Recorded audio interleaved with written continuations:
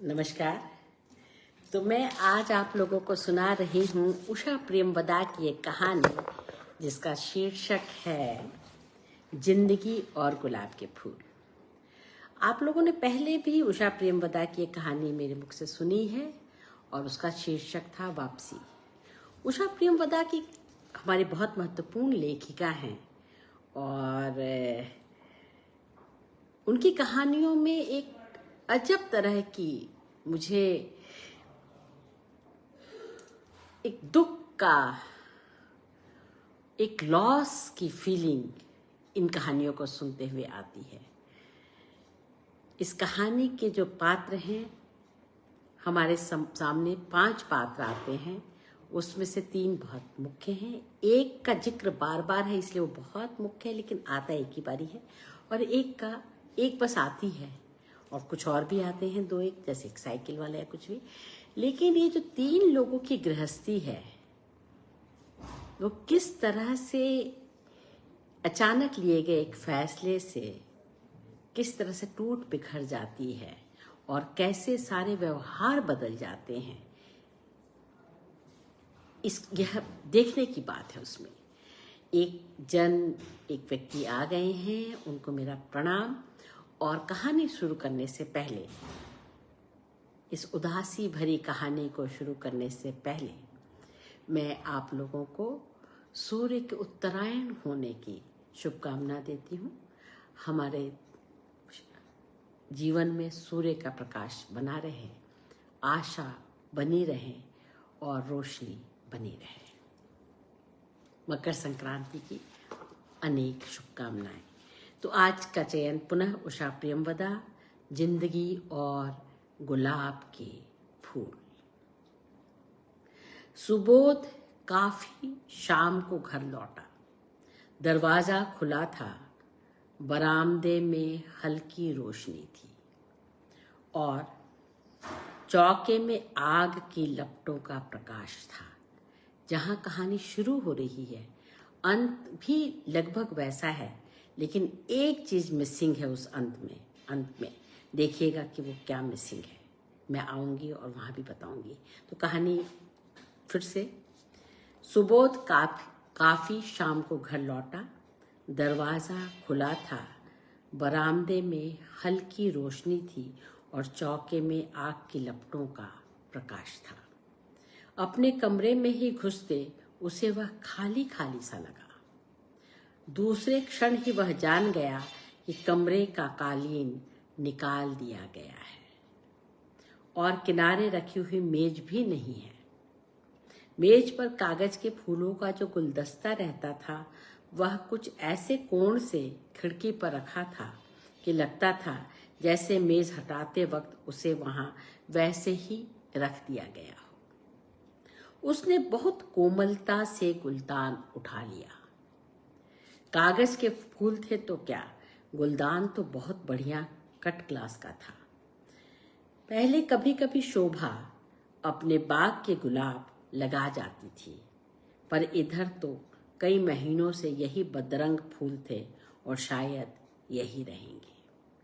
सुबोध ने फिर खिड़की पर गुलदान रखते हुए सोचा, हाँ, यही रहेंगे, क्योंकि शोभा की सगाई हो गई है और उसका भावी पति किसी अच्छी नौकरी पर था। सुबोध ने कोट उतार कर खूंटी पर टांग दिया। आखिर कब तक शोभा के पिता उसके लिए अपनी लड़की कुंवारी बिठाए रखते। सुबोध खिड़की के पार देख रहा था। धूल भरी सांझ, थके चेहरे, बुझ गए मन। जब हम इस कहानी को आगे पढ़ेंगे तो देखेंगे कि इसमें 1 रुपए की तरकारी का जिक्र है और किस तरह से तांगा चल रहा है। ये सब बताता है कि कहानी बहुत पहले लिखी गई थी, लेकिन जो स्थितियां हैं, मनुष्य का जो व्यवहार है और अपने से कमतर लोग जो किसी भी वजह से कमतर हो जाते हैं, उनके प्रति खास तौर से जो व्यवहार है, वह उस समय भी वही था, आज ज्यादा बढ़ गया है वैसा व्यवहार। आज वो एक तरह से हमारे लिए कॉमन सेंस का हिस्सा हो गया है। फिर वह मां के पास आया। उसकी माँ चौके में चूल्हे के पास बैठी थी। वह वहीं पीढ़े पर बैठ गया। कुछ देर कोई नहीं बोला। माँ ने तो एक बार उसे देखा जरूर, पर कुछ कहा नहीं। पत्थर की मूर्ति की तरह बैठी रही, ऐसी मूर्ति जिसकी केवल आंखें जीवित थी। एकाएक सुबोध पूछ बैठा, अम्मा, मेरे कमरे का कालीन कहाँ गया? धूप में डाला है क्या? बाएं हाथ से धोती का पल्ला सिर पर खींचती हुई मां बोली, वृंदा अपने कमरे में ले गई है। उसकी कुछ सहेलियां आज खाने पर आ रही हैं। सुबोध को अपने पर आश्चर्य हुआ कि वह इतनी सी बात पहले ही क्यों नहीं समझ गया। उसकी सारी चीजें वृंदा के कमरे में जा चुकी थी। सबसे पहले पढ़ने की मेज, फिर घड़ी, आराम कुर्सी और अब कालीन और छोटी मेज भी। पहले अपनी चीज वृंदा के कमरे में सजी देख उसे कुछ अटपटा लगता था, पर अब वह अभ्यस्त हो गया था। यद्यपि उसका पुरुष हृदय घर में वृंदा की सत्ता स्वीकार न कर पाता था। उसे अनमना हो आया देख मां ने कहा, तुम्हारे इंतजार में मैंने चाय भी नहीं पी, अब बना रही हूं, फिर कहीं न चले मत जाना। और पतीली का ढकना उठाकर देखने लगी। सुबोध दोनों हाथों की उंगलियां एक दूसरे में फंसाए बैठा था। उसके कंधे झुक गए और उसके चेहरे पर विषाद और चिंता की रेखाएं गहरी हो गई। सशंक नेत्रों से मां उसे देखती रही। मन ही मन कई बातें सोची कहने की, मौन का अंतराल तोड़ने की, पर न जाने क्यों वाणी न दे सकी। उसकी आंखों के सामने ही सुबोध बदलता जा रहा था। इस समय उसके नेत्र मां पर अवश्य थे, पर वह उनसे हजारों मील दूर था। मौन रहकर जैसे वह अपने अंदर अपने आप से लड़ रहा हो। काश सुबोध फिर वही छोटा सा लड़का हो जाता जिसके त्रास वह अपने स्पर्श से दूर कर देती थी। पर सुबोध जैसे अब उसका बेटा ही नहीं रहा था। वह एक अनजान, गंभीर, अपरिचित पुरुष हो गया था, जो दिन भर भटका करता था, रात को आकर सो रहता था। सुख के दिन उसने भी जाने थे। अच्छी नौकरी थी, शोभा थी। अपने पुराने गहने तुड़ाकर मां ने कुछ नई चीजें बनवा दी थी। अब वे नए बुंदे और बालियां, हार और कंगन बक्स में पड़े थे। शोभा की शादी होने वाली थी और सुबोध बदलता जा रहा था। दो धुंधली, जल भरी आंखें उदास आंखों से मिली। उनमें एक मूक अनुनय थी। सुबोध ने मां के चेहरे को देखा और मुस्कुरा दिया। शब्द निरर्थक थे। दोनों एक दूसरे की गोपन व्यथा से परिचित थे। उनमें एक मूक समझौता था। मां ने इधर बहुत दिनों से सुबोध से नौकरी के विषय में नहीं पूछा था, और सुबोध भी अपने आप यह प्रसंग छेड़ना नहीं चाहता था। उसने कहा, देखो पानी खौल गया। मां चौंकी। 2 बार जल्दी जल्दी पलक झपकाए, फिर खड़ी होकर अलमारी से चायदानी उठाई, उसे गर्म पानी से धोया, बहुत सावधानी से चाय की पत्ती डाली और फिर पानी उड़ेला। फिर उस पर टिकौजी लगा दी। वह टिकौजी वृंदा ने काढ़ी थी और उसकी शादी की आशा में बरसों मां के बक्स में रखी। अब उसे रोज व्यवहार करना मां की पराजय थी। टिकोजी पर एक गुलाब का फूल बना था और सुबोध उन गुलाब के फूलों को याद कर रहा था जो शोभा उसके कमरे में सजा जाती थी। उन बाली और बुंदों की सोच रहा था जो शोभा नहीं पहनेगी। दूध गर्म कर और प्याला पोंछकर मां ने चाय सुबोध के आगे रख दी। सुबोध पीढ़े पर पालथी मारकर बैठ गया और चाय छानने लगा।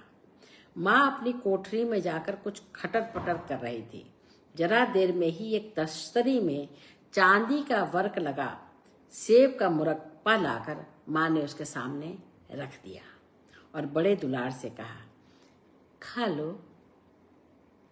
अपने विचार पीछे ठेल कर कुछ सुस्त हो हंसते हुए सुबोध ने कहा, अरे अम्मा, बड़ी खातिर कर रही हो, क्या बात है?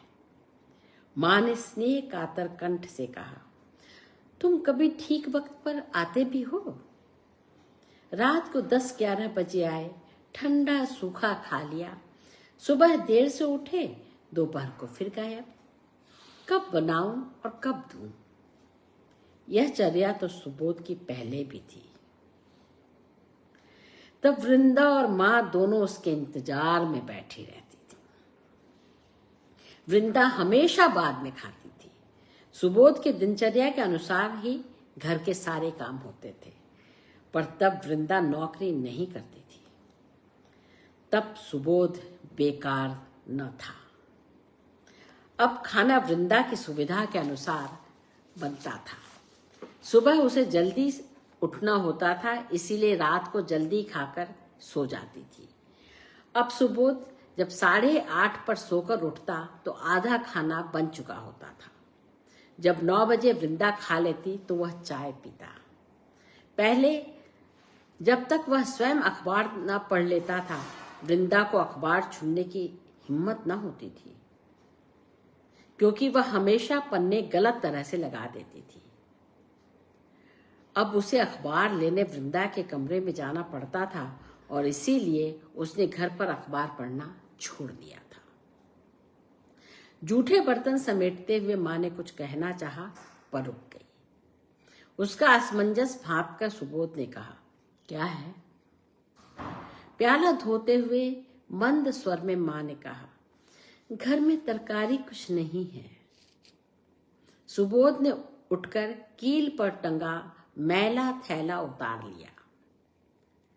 माँ ने आंचल की गांठ खोलकर तुड़ा मुड़ा 1 रुपए का नोट उसे थमा दिया और कहा, जरा जल्दी आना, अभी सारी चीजें बनाने को पड़ी हैं। सुबोध कोट पहने बिना ही बाजार चल दिया। यह पतलून वह काफी दिनों से पहन रहा था। कमीज के फटे हुए कफ और कॉलर काफी गंदे थे, पर उसने परवाह नहीं की। पर दोनों हाथों से तैले का मुंह पकड़कर उसने गंदी तराजू से मिट्टी पर लगे आलू डलवाते हुए सुबोध को एक झटका सा लगा। उसके पास ही किसी का पहाड़ी नौकर भाव पूछ रहा था। उसके चीकट बालों से माथे पर तेल बह रहा था और मुंह से बीड़ी का कड़वा धुआं निकल रहा था। वह भी थैला लिए था और तरकारी लेने आया था। सुबोध अचानक ही सोच उठा, वह कहां से कहां पहुंचा है। अपने अफसर की अपमानजनक बात सुनकर तो उसने अपने आत्मसम्मान की रक्षा के लिए इस्तीफा दे दिया था, लेकिन अब कहां है वह आत्मसम्मान? छोटी बहन पर भार बनकर पड़ा हुआ है। उसे देखकर माँ मन ही मन घुलती रहती है। जिंदगी ने उसे भी गुलाब के फूल दिए थे, लेकिन उसने स्वयं ही उन्हें ठुकरा दिया, और अब शोभा भी। हाथ झाड़कर सुबोध ने पैसे दिए और चल पड़ा। इस सबके बावजूद उसके अंदर एक तुष्टि का हल्का सा आलोक था कि इस्तीफा देकर उसने ठीक किया। उसके जैसा स्वाभिमानी व्यक्ति अपमान का कड़वा घूंट कैसे पी लेता? स्वाभिमान? सुबोध के होठ एक कड़वी मुस्कान से खिंच उठे। वाह रे स्वाभिमानी, उसने अपने से कहा।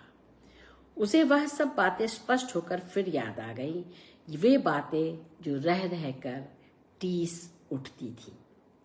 सुबोध स्मृति का एल्बम खोलने लगा। हर चित्र स्पष्ट था। नौकरी छोड़कर वह कुछ महीने घर नहीं लौटा। वहीं दूसरी नौकरी खोजता रहा, और जब लौटा तो उसने घर का चित्र ही बदला हुआ पाया।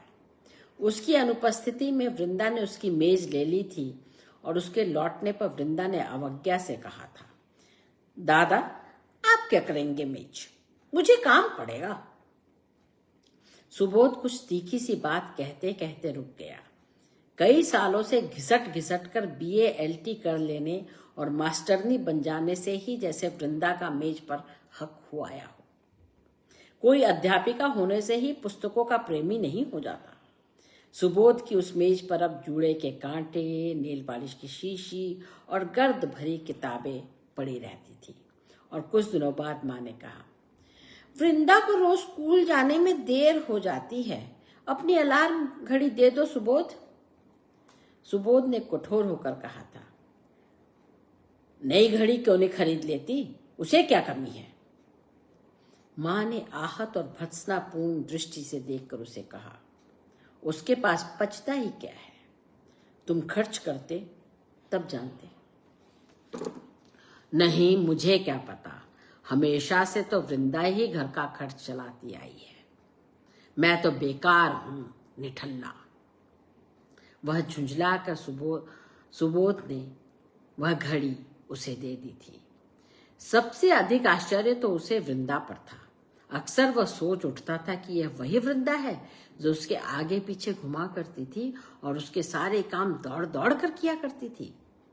जब भी उसने चाय मांगी, वृंदा ने चाय तैयार कर दी। और अब एक रात जरा देर से आने पर उसने सुना वृंदा बिगड़कर माँ से कह रही थी, काम न धंधा, तब भी दादा से यह नहीं होता कि ठीक वक्त पर खाना खा ले। तुम कब तक जाड़े में बैठोगी, उठो, उठा करके रख दो, अपने आप खा लेंगे। उसके बाद सुबोध रात को चुपचाप आता, ठंडा खाना खाकर अपने कमरे में लेट जाता।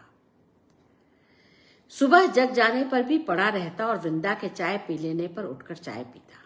बाजार से सौदा ला देता, मैले ही कपड़े पहनकर बाहर चला जाता और जब थक जाता तो खिड़की के बाहर देखने लगता। माँ प्रतीक्षा में दरवाजे पर खड़ी थी। उसके हाथ में थैला देकर वह अपने कमरे में चला गया। कमरा उसे फिर नग्न और सूना सा लगा। जूते उतारकर वह चारपाई पर लेट गया।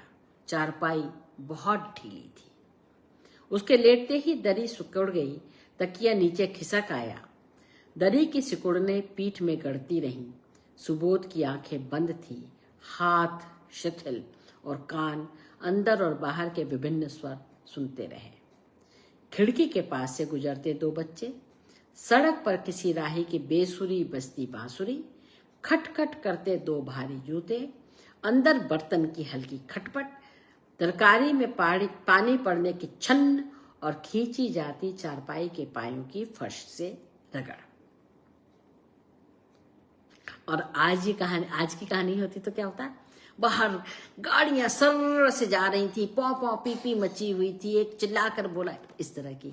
और अभी कौन सी ध्वनियां हैं, क्या मजे की बात है। तभी बाहर का दरवाजा अचानक खुला और वृंदा ने कुछ तीखे स्वर में पूछा, अम्मा, दादा घर पर है? सुबोध सुनकर भी ना उठा। मां का उत्तर सुन वृंदा उसके कमरे के दरवाजे पर खड़ी होकर बोली, दादा, तांगे वाले को रुपया भुनाकर 12 आने दे दो। सुबोध ने चप्पलों में पैर डाले, उसके हाथ से रुपया लिया और बाहर आया। उसकी दृष्टि सामने खड़ी शोभा से मिल गई। उसके नमस्कार का संक्षिप्त उत्तर दे वह बाहर आ गया, नोट तोड़ाकर तांगे वाले को पैसे दिए और फिर अंदर नहीं गया। पड़ोस के एक परिचित के घर बैठ गया और शतरंज की बाजी देखने लगा। वहां बैठे बैठे जब उसने मन में अंदाज लगा लिया कि अब तक शोभा और निर्मला खाना खाकर चली गई होंगी, तो वह घर आया। सड़क पर सन्नाटा हुआ आया था। बत्तियों के आसपास धुंधले प्रकाश का घेरा था और पान वाला ग्राहकों की प्रतीक्षा में चुप और स्थिर बैठा था। वृंदा ने झुंझलाकर कहा, कहाँ चले गए थे दादा? शोभा और निर्मला कब से घर जाने को बैठी हैं? तुम्हें पहुंचाने जाना है, तुम्हें नहीं मालूम? मुझे मालूम नहीं था, सुबोध ने कहा, जैसे कभी शोभा को घर पहुंचाया ही ना हो। वृंदा ने कहा। तब सुबोध ने सोचा, तब शोभा की सगाई कहीं और नहीं हुई थी। तब वह बेकार न था। शोभा उससे शर्माती थी, पर उसके गुलदान में फूल लगा जाती थी। माघ नए गहने बनवा रही थी और वृंदा अपने कमरे में बैठी बैठी कुढ़ती थी, क्योंकि वह बदसूरत थी और उससे कोई शादी करने को राजी ही नहीं होता था।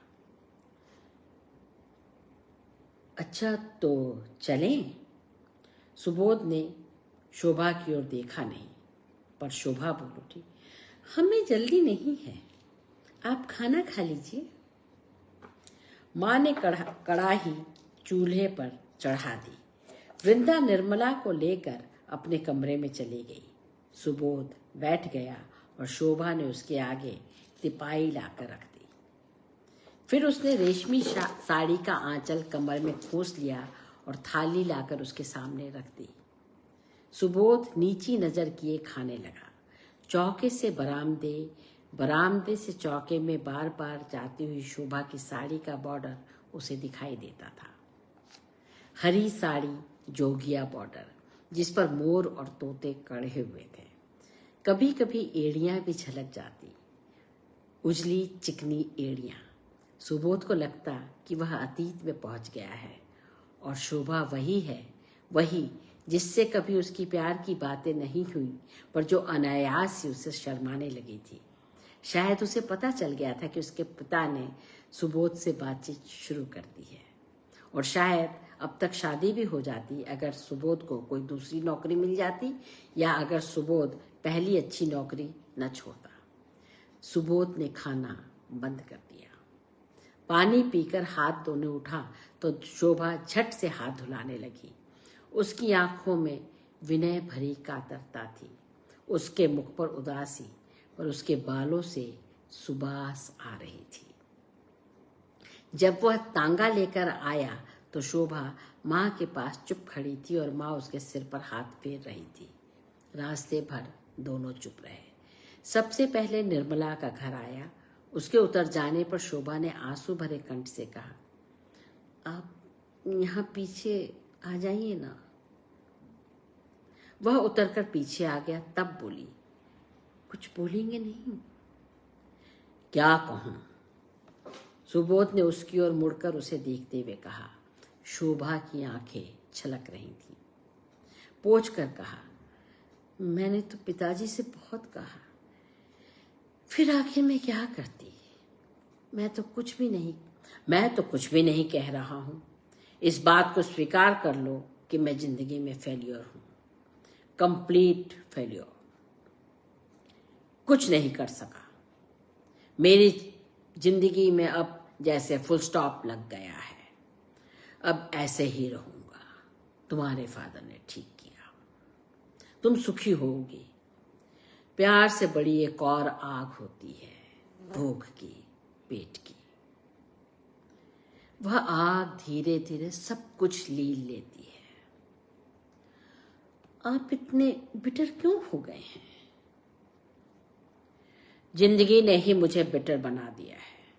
फिर जैसे जाग कर तांगे वाले से कहा, अरे बड़े मियाँ, लौटा ले चलो, घर तो पीछे छूट गया। शोभा उतरी। कुछ क्षण अनिश्चित सी खड़ी रही। सुबोध के हाथ बढ़े, पर फिर पीछे लौट आए। अच्छा शोभा। नमस्ते, शोभा ने कहा और वह अंदर चली गई। तांगे में अकेला सुबोध सड़क पर घोड़े की एक रस टापों के शब्द सुन रहा था।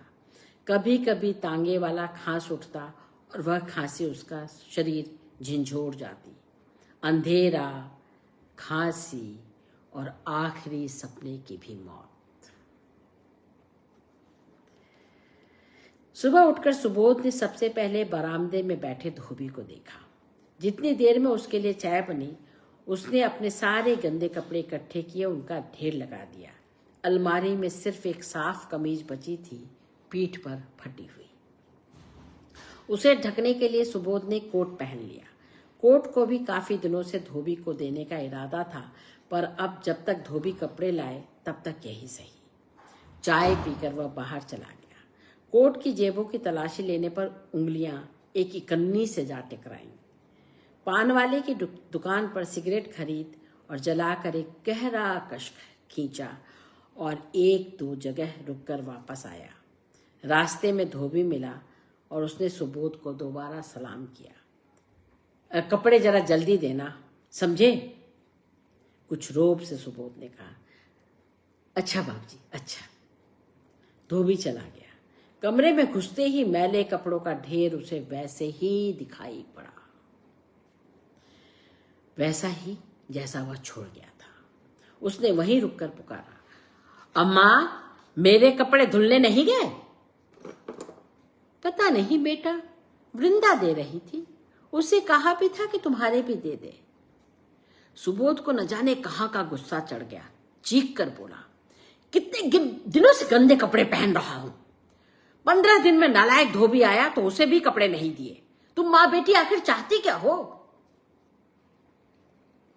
आज मैं बेकार हूं तो मुझसे नौकरों बर्ताव किया जाता है। लानत है ऐसी जिंदगी पर। मां त्रस्त हो उठी। जब सुबोध का कंठस्वर इतना ऊंचा हो गया तो बाहर तक आवाज आने लगी तो वह रो दी। उन्होंने कुछ कहना चाहा मगर सुबोध ने अवसर नहीं दिया। कहता गया, मुझे मुफ्त का नौकर समझ लिया है।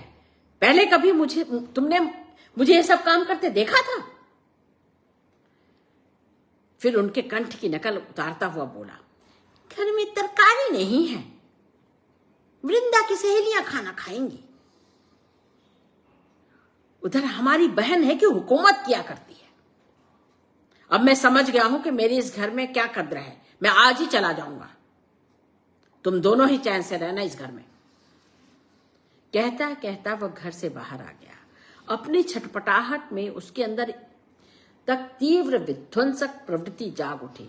उसका मन चाह रहा था कि जो कुछ भी सामने पड़े उसे तहस नहस कर डाले। वह चलता गया और उसी धुन में एक साइकिल सवार से टकरा गया। वह गिर पड़ा। उसके ऊपर साइकिल आ गई और वह व्यक्ति सबसे ऊपर। जब उसकी कोहनियां खुरदरी सड़क से छिली और एक तीव्र पीड़ा हुई तो उसका ध्यान बटा। वह कुछ हक्का बक्का सा रह गया। उसने पाया कि उस व्यक्ति ने उससे तकरार नहीं की। अपने कपड़े झाड़े और साइकिल उठाते हुए कहा, भाई साहब, जरा देख करके चला कीजिए, चोट तो नहीं आई आपको? अगर वह लड़ता तो उस मूड में शायद सुबोध मारपीट करने पर उतारू हो जाता, पर उसकी अप्रत्याशित विनम्रता से सुबोध झिझक कर रह गया। जब सुबोध ने उठकर चलने की कोशिश की तो पाया कि बायां पैर सूजने लगा है। लंगड़ाता हुआ वह पार्क की बेंच पर आकर बैठ गया। उसकी दाहिनी कोहनी से खून टपक रहा था। जरा सा भी हिलने से पैर में तीव्र पीड़ा होने लगती थी। उसने संभालकर पैर बेंच पर रख दिया और लेट गया। उसका ध्यान पीड़ा से हटाने के लिए फूलों को देखने लगा। उसकी बेंच के पास ही गुलाब की घनी बेल थी जिसमें हल्के पीले फूल थे। दर्द बढ़ता जा रहा था। उसने हिलना डुलना भी बंद कर दिया।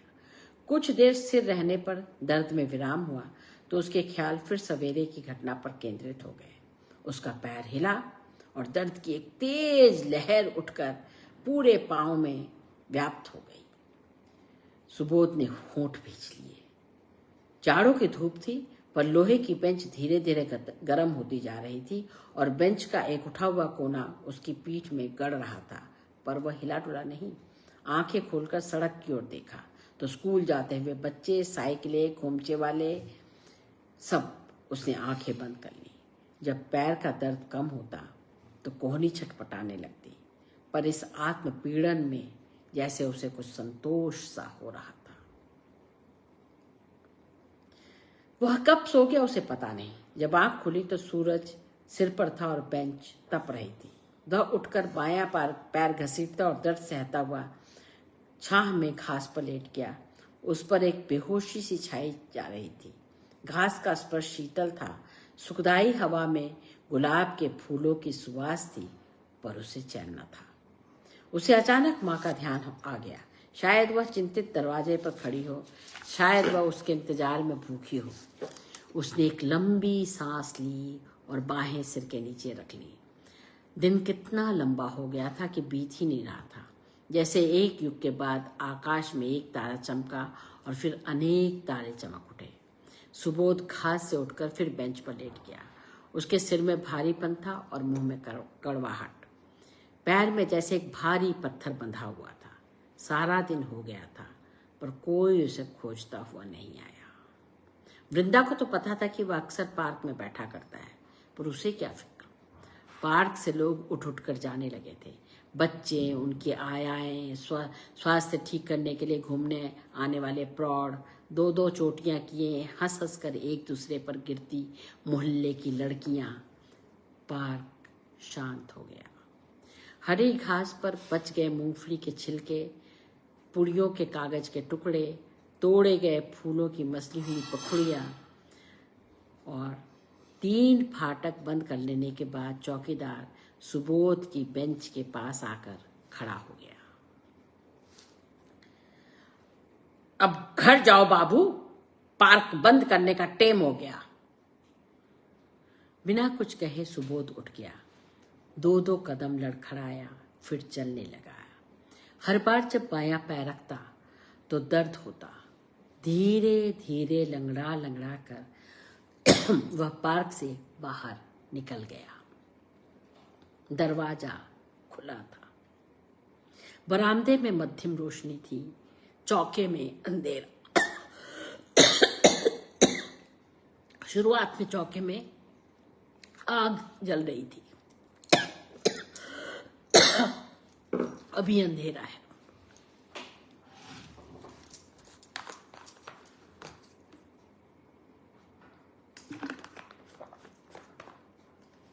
वह अपने कमरे में आया। कोने में मैले कपड़ों का ढेर था, वैसे का वैसा। ढीली चारपाई, गंदा बिस्तर, तिपाई पर खाना ढका हुआ रखा था। सुबोध चारपाई पर बैठ गया और तिपाई खींचकर लालचियों की तरह जल्दी जल्दी बड़े बड़े कौर खाने लगा।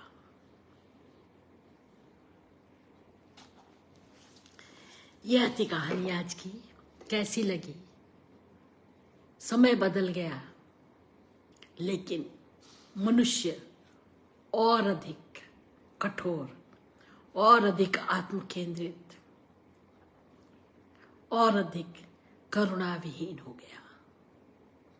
रिश्ते उसमें आते दरार गहराते जा रहे हैं,